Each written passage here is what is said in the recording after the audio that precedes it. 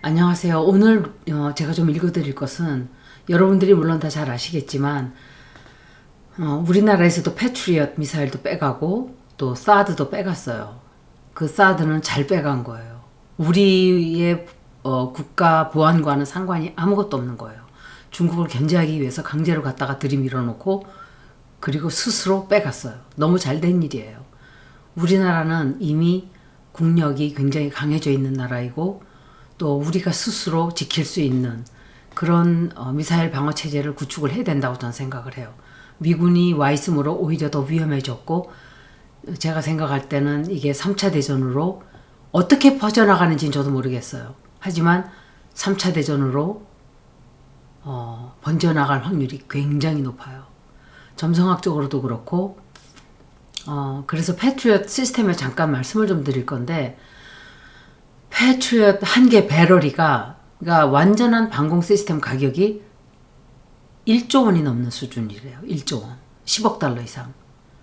그리고 요격 미사일 가격이 PAC-3 MSE 미사일은 한 발에 400만, 700만 달러예요. 그래서 제가 이거를 옛날에 이건 사기예요 라고 제가 말씀을 드렸던 거예요. 그리고 이 패트리엇 미사일이 처음에 나왔을 때 효과도 별로 없었어요. 그런데 이 사람들이 그때 돈을 엄청 비싸게 받고 여기저기 팔아먹은 거예요. 미사일 한 발 쏘는데 수십억 원이에요. 그런데 공격 무기는 이란에서 사용하는 무기는 쉐히드 136이에요.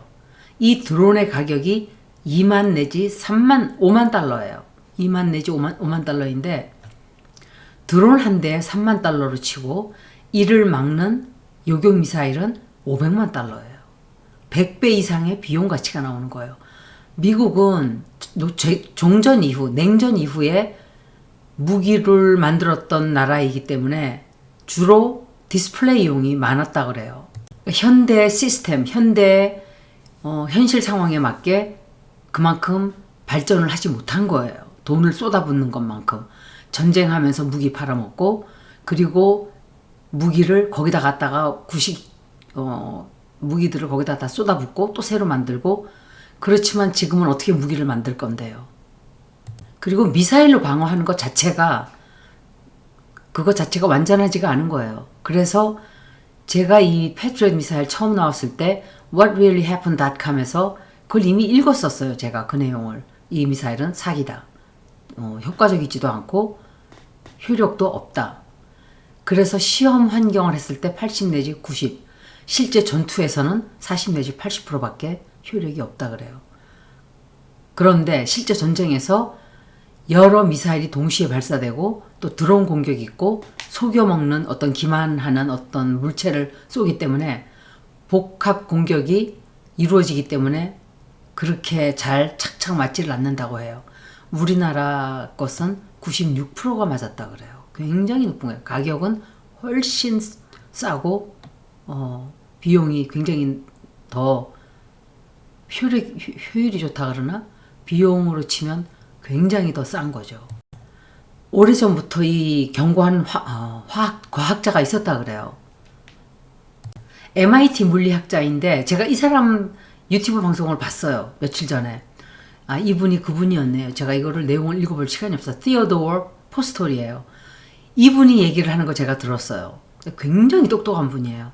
미사일 방어 시스템은 기술적으로도 매우 어렵고 실제 성능은 전부 다 과장되고 허위적으로 표현하는 게 많다 그래요.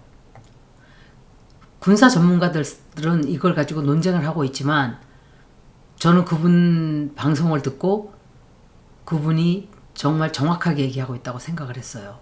그런데 가격도 큰 문제지만 더 큰 문제가 생산 능력이에요. 예를 들어서 패트리엇 요격 미사일의 생산량이 연간 500 내지 600발이라고 그래요. 그런데 대규모 전쟁에서는 굉장히 적은 숫자예요. 한 번의 공격을 막기 위해서 수십 발의 요격 미사일이 사용되기 때문에 너무너무 효력이 없는 거예요.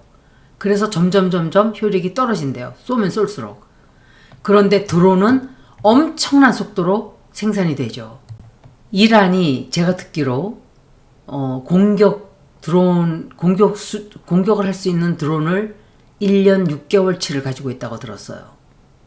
어마어마한 거예요. 생산량이 월 수천에서 1만 대 수준이래요. 한 달에. 상대가 안 되는 거예요. 그러니까 공격할 때는 싸고 빠르게 무기를 생산하는 거예요. 이란은 25년 이상을 이 전쟁 준비를 해왔을 거라고 저는 생각을 해요. 미국이 We are coming for you. 이 말을 한 게 수십 번, 수백 번이에요. 우리는 너희들을 쳐들어갈 거야. 그 이란은 매일을 무기 준비를 하고 전쟁 준비를 해왔다는 거예요. 그래서 아마 철저하게 방어 체제를 구축했을 것이고 전쟁을 어떻게 해야 우리가 살아남는다. 이 사람들은 미국을 이기려고 전쟁을 하는 게 아니기 때문에 아마도 최대한 방어하는 방법을 다 연구했을 것이고 마지못해 공격을 하고는 있지만 이 사람들은 반드시 살아남을 거예요. 그래서 이 사람들은 그냥 무조건 saturation attack이에요.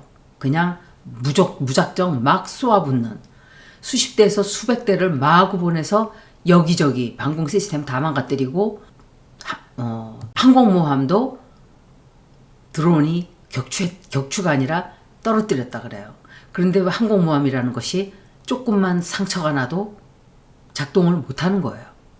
효력적이지가 않은 거예요. 덩치만 크고 다른 사람들 겁만 주게 생겼지 실제적으로 실전에서 효과적으로 빨리빨리 움직이고 빨리빨리 도망가고 빨리빨리 들어가고 해야 되는데 이러지를 못하는 게 지금 미국의 현실인 거예요.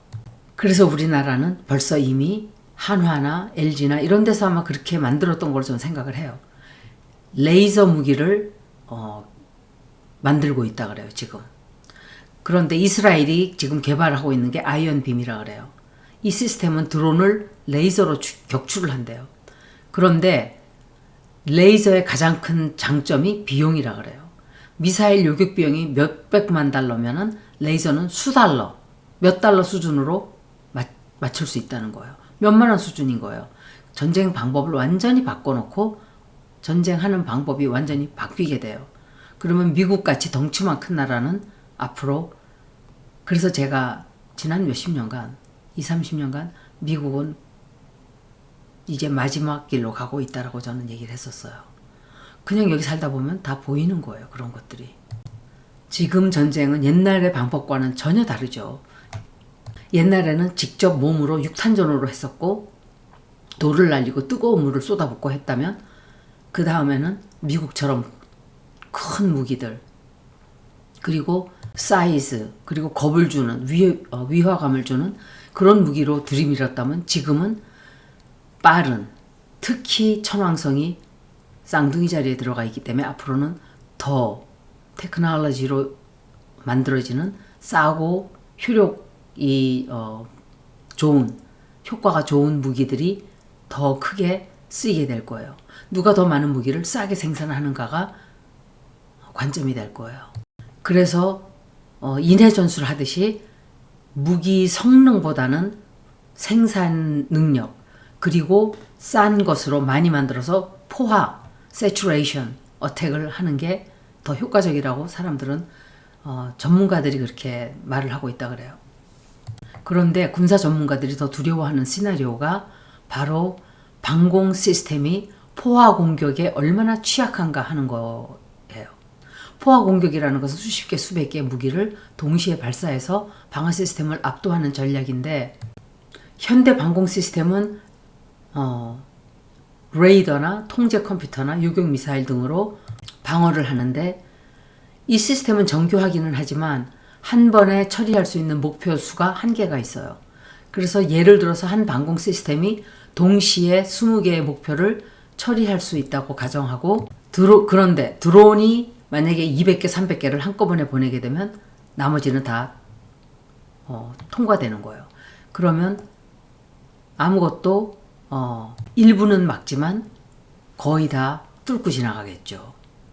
이란처럼 드론 스웜 공격을 하는 거예요. 벌떼처럼 보내는 거예요. 완전히. 그래서 레이더가 감당을 하지 못하고 요격 미사일도 부족해지고 통제 시스템에도 지연이 되고 방어망을 통과할 가능성이 너무 높아지기 때문에 군사 전략이 완전히 바뀌고 있어요. 옛날에는 더 강력하고 더 좋은 미사일을 만들자가 목표였다면 지금은 무조건 많이 싸게 방어할 수 있는 방법을 만들어야 된다는 거예요. 방어 시스템, 그리고 드론 교환, 그리고 기관포 기반 드론 방어 체제, 그리고 저가 요격 미사일 등으로 새로운 기술을 개발하고 있다고 해요.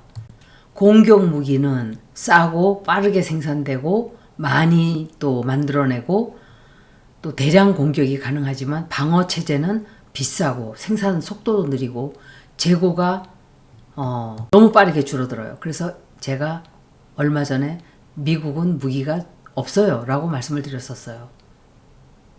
이런 이유로 제가 그 말씀을 드렸던 거예요. 미사일이 없는 거예요. 그래서 우리나라에서 다 빼간 거예요 지금. 제가 우리나라와 미국의 방어체제가 어떻게 될지 그것에 대해서도 점성학적으로 한번 읽어드릴게요. 앞으로는.